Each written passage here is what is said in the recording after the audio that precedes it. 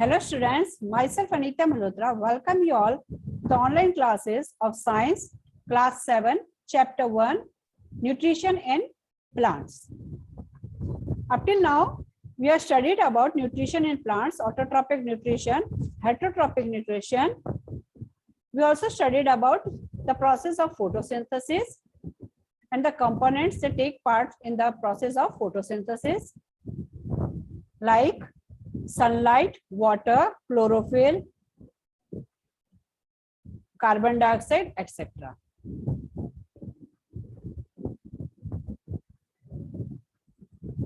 Next, we studied about the mechanisms of photosynthesis. We also studied about the importance of photosynthesis, photosynthesis in non-green leaves, and photosynthesis in algae. Today's our topic is heterotrophic nutrition in plants. I'll share you the screen so that it makes it easy for you to understand the chapter. Plants which do not contain chlorophyll or depend on other plants for the requirement exhibit heterotrophic mode of nutrition. Yeast, mushroom and molds are some heterotrophs. अब क्या है कि plants जो हैं जिनके अंदर chlorophyll नहीं होती वो पाया जाता है, वो हेटेरोट्रॉपिक मोड ऑफ न्यूट्रिशन उसमें पाया जाता है, यानी कि वो अपने खाने के लिए जो है किसी दूसरे के ऊपर डिपेंडेंट रहते हैं. इसके एग्जांपल हैं east, mushroom, moulds etcetera. Okay, अब हेटेरोट्रॉपिक प्लांट्स जो हैं वो 4 टाइप्स के हैं. कौन कौन से? Saprophytic plants, parasitic plants, insectivorous plants and symbiotic plants. Now we'll study about these 4 types in detail. So taking on to first type, it is saprophytic plants. These are some green plants which feed on dead and decaying plants and animals. These plants are called saprophytes or saprophytic plants or saprotrophs. Fungi, example, bread mold, mushroom and some bacteria, that is lactobacillus and acetobacter, are examples of saprotrophs. अब ये saprophytic plants क्या होते हैं? कुछ non green plants जो होते हैं ना, वो अपना भोजन जो है वो कहाँ से प्राप्त करते हैं? वो अपना भोजन मरे हुए प्लांट्स और एनिमल्स के ऊपर से प्राप्त करते हैं. उनको हम सैप्रोफाइट्स कहते हैं, सैप्रोफाइटिक प्लांट्स कहते हैं या सैप्रोट्रॉप्स के नाम से पहचानते हैं. और इनमें एग्जाम्पल क्या है? फंगी, मशरूम, बैक्टीरिया वगैरह जो है ये इनके एग्जाम्पल हैं. Saprotrophs secrete digestive juice of the dead and decaying matter, which convert the dead and solid matter into liquid solution. ठीक है, इसमें क्या होता है कि जो है ना सैप्रोट्रॉप्स वो क्या करते हैं, अपना जो है ना डाइजेस्टिव जूस वगैरह जो है वो सेक्रेट कर देते हैं उसके ऊपर. जो डिकेइंग सड़ा गला जो पदार्थ वगैरह जो भी होता है ना, उसके ऊपर वो लोग अपना क्या करते हैं, डाइजेस्टिव जूस जो है वो छोड़ देते हैं. जिस डाइजेस्टिव जूस के कारण है ना वो जो डेड और डिकेइंग मटेरियल होता है वो लिक्विड फॉर्म में चेंज हो जाता है और वो इजीली जो है उसको अब्सॉर्ब कर लेते हैं. ठीक है, this method of getting nutrition from the dead and decaying matter is called saprophytic or saprotrophic nutrition. इस प्रकार से डेड ऑर्गेनिजम्स पे डेड मैटर से जो ये न्यूट्रिशन प्राप्त करते हैं इसको कहते हैं saprophytic nutrition. Okay, you might have seen white patches growing on the prickles and leather items such as shoes and bags during rainy season. कई बार आपने देखा होगा कि ना लेदर वगैरह होता है, चमड़ा वगैरह और अचार वगैरह जो होता है उसके ऊपर है ना सफेद सफेद कलर का कुछ पैच वगैरह, पैचेस जैसा जो है वो उगता हुआ उनको दिखाई देता है. These white patches are a form of fungi. ये white patches जो है फंगी का रूप है. But how do they grow on these items? परंतु वो इन आइटम्स के ऊपर कैसे ग्रो करते हैं? The spores of fungi are generally present in air. When they land on wet and warm things, they germinate and grow, often spoiling the things on which they grow. अब क्या है कि इससे जो फंगस वगैरह के जो स्पोर्स वगैरह होते हैं, बीज वगैरह जो होते हैं वो क्या होते हैं, आसपास के एयर में, हवा में प्रेजेंट होते हैं. जब उनको फेवरेबल कंडीशन मिलती है तो वो है ना उस जगह पे ना नीचे बैठ जाते हैं. ठीक है, और वो वहां पे जर्मिनेट होने लग जाते हैं, ग्रो होने लग जाते हैं. उनके ग्रो होने के कारण जिस चीज के ऊपर वो ग्रो होते हैं वो उस चीज को खराब करते जाते हैं. ठीक है, इस प्रकार अचार वगैरह हो गया और लेदर का जो सामान वगैरह हो गया वो बरसातों के मौसम में खराब हो जाता है. ठीक है, अब हम देखेंगे activity to observe the growth of mould on bread slice. अब हम देखेंगे कि एक ब्रेड स्लाइस है, ब्रेड स्लाइस के ऊपर जो है ग्रोथ ऑफ मोल्ड, उसके ऊपर जो है कैसे जो है ये मोल्ड जो है वो ग्रो करता है। Take a slice of bread and sprinkle some water on it. एक आप क्या करो, एक स्लाइस ले लो ब्रेड का और उसके ऊपर क्या करो, थोड़ा सा पानी जो है वो डालो, पानी के छिटक दो। ओके, अब क्या होता है, पानी छिड़क दिया, keep it in a plastic bag and place it in dark room, leave it here for 2 to 3 days। अब क्या करो, हमने ब्रेड का मोल्ड ले लिया, उसके ऊपर हमने थोड़ा सा पानी डाल दिया, उसको प्लास्टिक के बैग में रख दिया और उसको है ना एक अंधेरे कमरे में 2-3 दिन के लिए हमने रख दिया। After 2-3 days you will observe a greenish white cottony growth on the mould of bread slice. तो आप 2-3 दिन बाद देखोगे कि तुमको हरा सा कुछ व्हाइट पैच जैसा जो था वो उस पर ग्रोथ जो है दिखेगी। ठीक है, ब्रेड और स्लाइस के ऊपर ये चीज आप वैसे भी एक्सपीरियंस कर सकते हैं।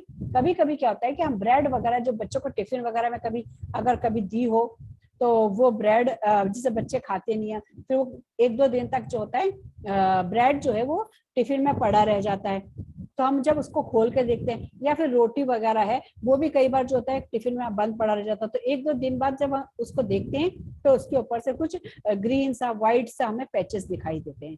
ठीक है, तो इस प्रकार से ये जो है पैचेस दिखाई देते हैं, इनको हम क्या कहते हैं, फंगस या green patchy, green white fungus वगैरह होता है। ठीक है, जिससे कि खाना खराब हो जाता है हमारा। अब नेक्स्ट हमारा आता है, हम आते हैं हमारे टॉपिक के अंदर। Topic is parasitic plants. Some non green plants live in और on other green plants and derive their food from them. ठीक है, कुछ नॉन ग्रीन प्लांट यानी जिनके अंदर ब्लैक ग्रीन कलर नहीं होता, क्लोरोफिल प्रेजेंट नहीं होती, वो दूसरे प्लांट्स के ऊपर रहते हैं। ठीक है, these plants are called parasitic plants। जो दूसरे प्लांट्स के ऊपर रहते हैं, डिपेंडेंट रहते हैं अपने भोजन के लिए, उनको क्या कहते हैं, parasitic plants। and the green plants on which parasites feed are called host plant। और जिन ग्रीन प्लांट्स के ऊपर रह के वो अपना भोजन प्राप्त करते हैं उसको हम कहते हैं host plant. This method of deriving nutrition from other green plants is called parasitic nutrition। इस प्रकार दूसरे प्लांट के ऊपर से अपना भोजन वगैरह को प्राप्त करने को कहते हैं पैरासाइटिक न्यूट्रिशन। अब parasitic plants are of 2 types. Parasitic जो प्लांट्स है वो भी 2 प्रकार के हैं। कौन कौन से, एक तो टोटल पैरासाइट और एक है पार्शियल पैरासाइट। टोटल पैरासाइट में क्या है कि जो पूरी तरह से डिपेंडेंट रहते हैं, सॉरी टोटल पैरासाइट में जो पूरी तरह से, राइट, तो टोटल पैरासाइट में जो पूरी तरह से डिपेंडेंट रहते हैं दूसरों के ऊपर, और पार्शियल पैरासाइट में उनको कुछ चीज की रिक्वायरमेंट होती है, वो सिर्फ उसके लिए डिपेंडेंट रहते हैं। ठीक है, अब हम इसको थोड़ा डिटेल में देखते हैं। Total parasite, the plants which derive prepared food from the host plants are called total parasite। वह प्लांट जो कि है ना होस्ट प्लांट में से जिसके ऊपर रहते हैं, जिससे पूरा का पूरा खाना प्राप्त करते हैं, क्या उनका बना हुआ प्रिपेयर किया हुआ पूरा खाना जो है ग्रहण करते हैं, उनको कहते हैं टोटल पैरासाइट।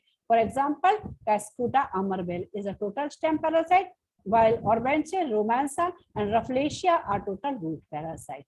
ठीक है, ये इसके एग्जाम्पल्स हैं। अब हम आते हैं पार्शियल पैरासाइट पे। The plants derive raw material like water and minerals from the host plant but can make their food themselves by photosynthesis are called partial parasite।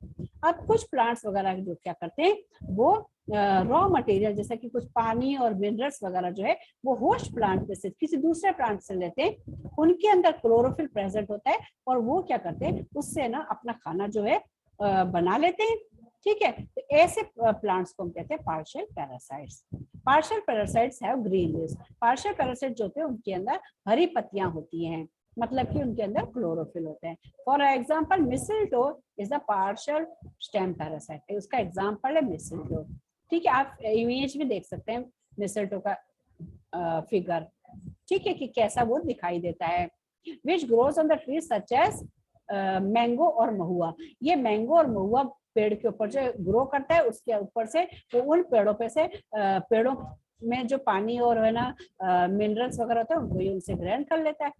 ठीक है, while sandalwood is a partially root parasite. Sandalwood जो है वो एक प्रकार का जड़ parasite है, रूट पैरासाइट है। ठीक है, अब हम आते हैं इंसेक्टिवरस प्लांट्स के ऊपर। The green plants make their own food but depend on insects for nitrogenous food are called insectivorous plants.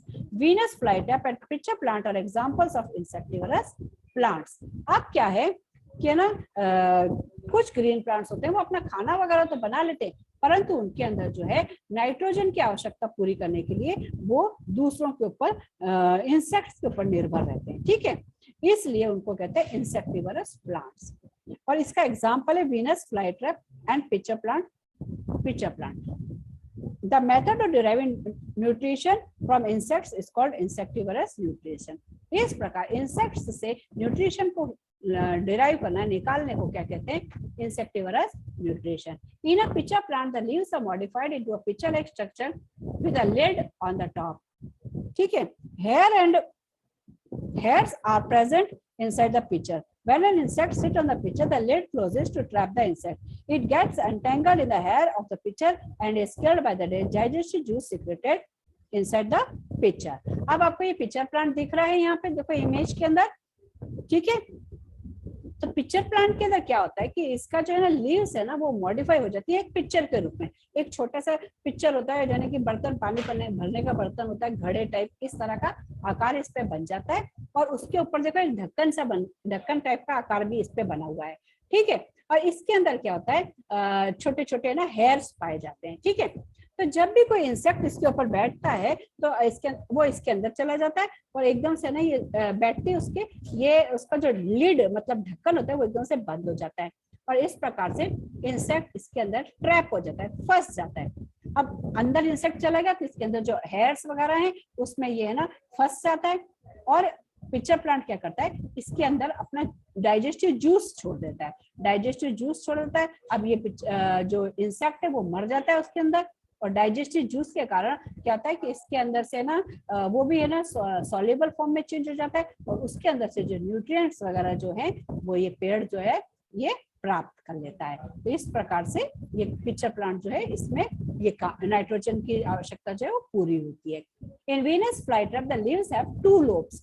The inner surface has short stiff hairs and is reddish in color to attract insects. The moment an insect touches the hair, the lobes mesh up together to trap it. अब Venus flytrap क्या होता है, इसके जो leaf होता है उसके 2 lobes होते हैं, 2 परतें होती हैं। ठीक है, इसके इनर वाली जो सरफेस परत होती है ना उसमें क्या होता है छोटे छोटे ना बाल होते हैं, हेयर लाइक स्ट्रक्चर होते हैं और ये ना अच्छा सुंदर रेडिश कलर में होता है जिससे कि क्या होता है इंसेक्ट इसकी तरफ अट्रैक्ट होते हैं।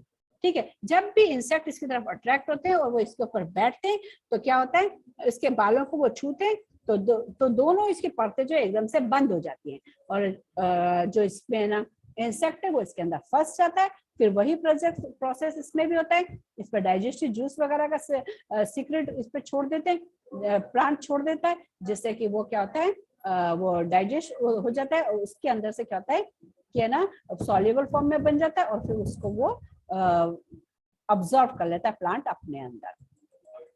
अब हम आते हैं symbiotic plants के ऊपर। These are some plants that grow on other plants and share their food material and mutually help each other without causing harms. These type of plants are called symbiotic plants or symbionts. ठीक है, this mode of nutrition is called symbiotic nutrition.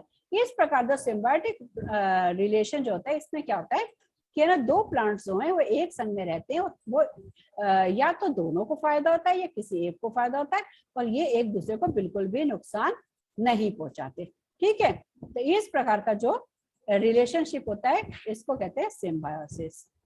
Okay,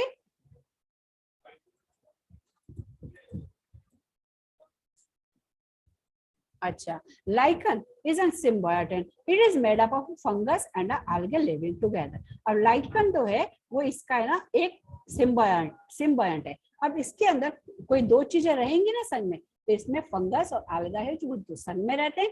fungus क्या करता है shelter यानी रहने की जगह, पानी और मिनरल ये जो है algae को प्रोवाइड करता है और alga क्या करता है वो ग्रीन कलर का होता है इसलिए वो है ना खाना बनाता है। ठीक है, in return alga being green prepare food for the fungus, वो फंगस के लिए खाना बना देता है। इस प्रकार दोनों का जो है काम चल जाता है और वो संग में अच्छे से रह पाते हैं। अब do you know human body is an excellent example of the symbiotic relation. क्या आपको पता है कि ह्यूमन बींग्स जो हैं, हम लोग जो हैं, हम भी एक ना सिम्बायोटिक रिलेशन का एक बहुत बड़ा उदाहरण है। वो कैसे? Human beings depend upon a certain bacteria to produce vitamin B12। तो ह्यूमन बींग्स, हम लोग क्या होते हैं, एक प्रकार का बैक्टीरिया होता है, उसके ऊपर डिपेंडेंट होते हैं, जो कि हमारे शरीर का विटामिन B12 को प्रोड्यूस करता है। ठीक है, vitamin B12 is synthesised by single celled microbes that live inside the intestine of human beings. तो सुनो, हमारी जो है ना इंटेस्टाइन है ना, उसके अंदर क्या होता है, एक प्रकार का बैक्टीरिया रहता है, ठीक है, माइक्रोब रहता है, जो क्या करता है, विटामिन B12 का ना सिंथेसाइज करता है, उसको संश्लेषण करता है, जो कि हमारी जो है रेड ब्लड सेल्स के लिए बहुत आवश्यक होता है। ठीक है, अब क्या होता है, human provides the necessary conditions for survival of this bacteria. हमारे शरीर के अंदर जो इंटेस्टाइन में ये बैक्टीरिया रहता है, तो हमारे शरीर में उसको फेवरेबल कंडीशन मिलती है, उसको है ना रहने की जगह मिलती है, उसको हमारा अंदर से वो खाता पीता है, ठीक है, उसको रहने का अच्छे से सब कुछ मिलता है, और बदले में वो बैक्टीरिया क्या करता है, हमारे लिए विटामिन B12 को प्रोड्यूस करता है। इससे क्या होता है, हमें भी फायदा होता है, बैक्टीरिया को भी फायदा हो जाता है। तो ये एक प्रकार का क्या हुआ, सिम्बायोटिक रिलेशनशिप हो गया हमारे बीच में और बैक्टीरिया के बीच में। ठीक है ना। अब क्या हम आते हैं इस पे, replenishment of nutrients in soil. अब क्या है कि है ना, देखो, plants receive nutrients from the soil. If crops are grown year after year, the soil starts losing vital nutrients such as nitrogen, phosphorus, potassium, magnesium and calcium. अब क्या है कि प्लांट्स वगैरह को जो है मिट्टी से अपने न्यूट्रिएंट्स मिलती है, पौष्टिक पदार्थ वगैरह जो उनसे मिलते हैं। अगर हम हर साल एक क्रॉप के बाद दूसरी क्रॉप उगाएंगे, दूसरी क्रॉप के बाद तीसरी, ऐसे निरंतर उगाते रहेंगे, तो धीरे धीरे क्या होगा, मिट्टी के अंदर जो है न्यूट्रिएंट्स की कमी हो जाएगी, जैसे nitrogen, phosphorus, potassium, magnesium, calcium, इन सब की हमारे प्लांट्स को जो जरूरी चीजें चाहिए उनकी कमी हो जाएगी। Apart from this nutrients plants also need. इसके अलावा जो प्लांट्स जो है उनको आयरन, कॉपर, मैग्नीज, जिंक ये भी थोड़ी मात्रा में चाहिए। तो therefore, in order to keep the plants healthy, the soil need to be enriched with these nutrients from time to time. इसलिए प्लांट्स को हेल्दी रखने के लिए हमें थोड़े टाइम के ऊपर, थोड़े टाइम के अंतराल में हमको मिट्टी की जो उपजाऊ शक्ति जो है बढ़ानी पड़ती है। इसमें या तो इन चीजों को हम ऐड करेंगे, या फिर अब हम देखते हैं कि हम क्या स्टेप करेंगे ताकि मिट्टी की जो है फर्टाइल बनी रहे, मिट्टी उपजाऊ बनी रहे। Following ways are adopted to replenish nutrients in the soil. अब ये नीचे जो तरीके दिए गए हैं, इनसे हम क्या करते हैं, मिट्टी की उपजाऊ शक्ति को बढ़ाए रखते हैं। कौन कौन सा ये? Nutrients in the soil can be replenished by adding manure and fertilizers to the soil. Manure and fertilizers are rich in plant nutrients. सबसे पहली बात तो ये है कि मिट्टी की उपजाऊ शक्ति, मिट्टी को फर्टाइल बनाने के लिए हम क्या करेंगे, मिट्टी में मैन्योर और फर्टिलाइजर वगैरह, मतलब खाद डाली जाती है। ठीक है, इससे तो मिट्टी की चलो अच्छी फर्टाइल हो जाएगी, अच्छी चीज इसमें उगेगी, अच्छी बात है। और क्या चीज है? So by growing leguminous plants like gram, pea and moong in the field, the roots of these plants contain rhizobia bacteria which can fix atmospheric nitrogen into the soluble form in the soil. This replenishes nitrogen in the soil. इसके अलावा क्या, फलीदार पौधे वगैरह जो हैं उनको उगाया जाता है समय समय पे, जिसके क्या होता है कि फलीदार पौधे जो होते हैं उनके रूट्स की गांठों में क्या होता है, राइजोबियम नाम का बैक्टीरिया रहता है। और राइजोबियम नाम का बैक्टीरिया है ना, वो क्या करता है, नाइट्रोजन को सिंपल फॉर्म में ब्रेक करने का काम करता है। सिंपल फॉर्म में ब्रेक कर देता है तो वो है ना जमीन में जो पानी होता है उसमें मिक्स हो जाता है, और जब प्लांट्स उस पानी को ऊपर खींचते हैं, उसको सक करते हैं, तो वो पानी के समय नाइट्रोजन भी प्लांट्स में पहुंच जाता है। इस प्रकार प्लांट्स में जो नाइट्रोजन की कमी जो है वो पूरी हो जाती है। अब manure is also called organic fertilizer because it is obtained from dead and decaying living things and their excreta. Manure जो होती है उसको ऑर्गेनिक फर्टिलाइजर भी कहते हैं। क्यों ऑर्गेनिक फर्टिलाइजर कहते हैं? क्योंकि वो सड़े गले और मरे हुए जो है ना लिविंग थिंग्स वगैरह जो होती है उनसे पाया जाता है, और लिविंग थिंग्स के जो एक्सक्रीटा, मल मूत्र वगैरह जो होता है ना, उनसे पाया जाता है, उनसे बनता है मैन्योर, खाद बनती है। All these waste is dumped in a large pit dug in the ground and covered with soil or dry grass. After a few months, by the action of some bacteria, this waste is decomposed, leaving a mineral soil-like substance called manure. इसमें क्या किया जाता है कि किसान वगैरह जो है वो क्या करते हैं, वो एक गड्ढा खोते हैं, गड्ढे में ये सड़े गले पत्ते वगैरह, मरे हुए जीव जंतु वगैरह, इनका एक्सक्रीटा वगैरह जो है इन सबको डाल देते हैं और उसको क्या करते हैं, कवर कर देते हैं। ग्राउंड को कवर को या तो घास से या मिट्टी से कवर कर देते हैं।